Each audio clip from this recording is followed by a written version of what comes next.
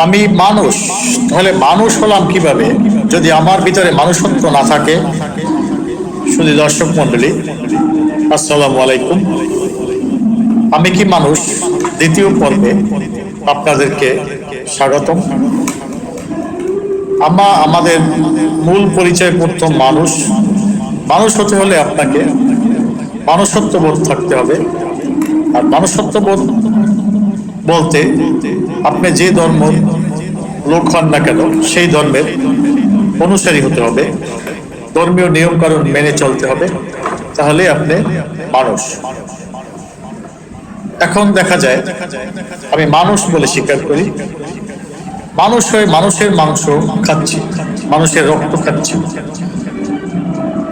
মানুষ কষ্ট করে পরিশ্রম করে যে অর্থ উপার্জন করে, সেই অর্থ ইলিগাল ভাবে, অবৈধভাবে তার একটা সামান্য কাজের জন্য যখন আমি অতিরিক্ত দাবি করে নিয়ে নেব, সেটাই হচ্ছে অবৈধ বা ওর কষ্টার্জিত সম্পদ আপনাকে অবৈধভাবে ভোগ করা বা ভোগ করতেছে।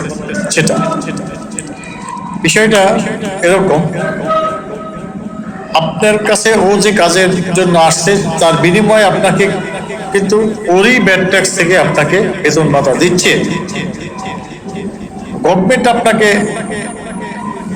একটা কাজের জন্য রেখেছে, তার বিনিময়ে আপনাকে টাকা দিচ্ছে। এখন কথা হচ্ছে সে কাজটা যদি আপনি ভুল করেন, তাহলে ভুলের মাসুল আপনাকে দিতে হবে।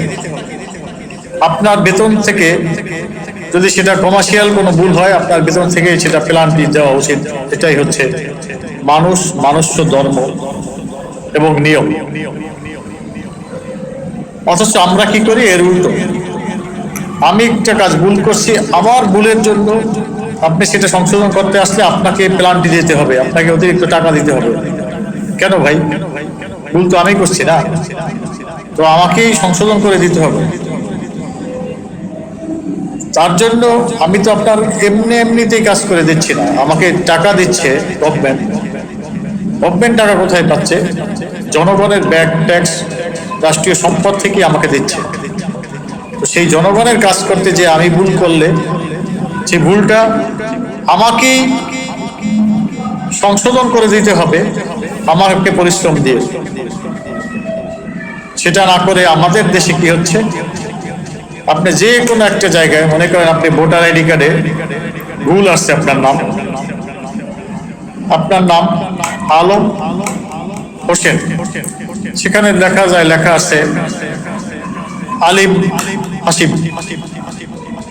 তো আলিম হাসিম আর আলম হোসেন, এটা ঠিক করার জন্য আপনি গেলেন, ওখানে আপনাকে এক্সট্রা চার্জ দিতে হবে, এক্সট্রা সবকিছু দিতে হবে, এক্সট্রা টাকা দিতে হবে। কেন এক্সট্রা টাকা দিবে? এই লোক তো একবার আপনার কাছে এসে সঠিক তথ্য দিয়েছে, আপনি পোর্টালে ভুল করেছেন লেখার সময়, তো এটার মাসুল আপনি দিবেন। যদি ওখানে কোনো কিছু খরচ হয়, কস্ট বেয়ার করা লাগে, তাহলে সেটা আপনি করবেন আপনার বেতন ভাতা থেকে, কারণ আপনি ভুল করছেন, আপনাকে ওই কাজের জন্য রাখা হয়েছে, এই জন্য গভর্নমেন্ট আপনাকে বেতন দেয়।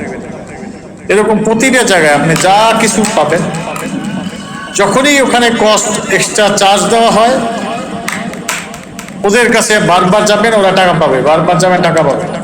সেই জন্যই ওরা ইচ্ছে করে ভুল করে, হয় কারো ভোটার আইডি কার্ডে জন্ম তারিখ ভুল করে, গ্রামের নাম ভুল করবে, নাম ভুল করবে, বাপের নাম ভুল করবে, এরকম ভুল অহরহর ভুল আছে, এবং সেটা সংশোধন করতে টাকা জুড়ে দিচ্ছে। এটা কোন সিস্টেম ভাই? এটা কি, কোন চেতনার ভিতরে আছে? অথচ আমি আবার ওই এক্সট্রা টাকাটা নিয়ে গভর্নমেন্ট একটা চার্জ ধরে দিচ্ছে, সেই চার্জ ছাড়াও আবার এক্সট্রা টাকা। ওই চারজনের কাজ করতে গেলে আপনাকে ঘুরতে হবে 6 মাস, 5 দিন, 7 দিন। যখন আপনি এক্সট্রা টাকা দিবেন, মানে ঘুষ হারাম, তখনই আমি করে দেন। তাহলে আপনি মানুষ কিভাবে হলেন? আবার সেই আপনিই আবার মসজিদে, যদি মুসলিম হন মসজিদে নামাজ পড়েন, হিন্দু হলে পূজা দেন, খ্রিস্টান হলে চার্চে যান। কি ফায়দা ভাই এগুলো করে? কোনো ফায়দা নাই।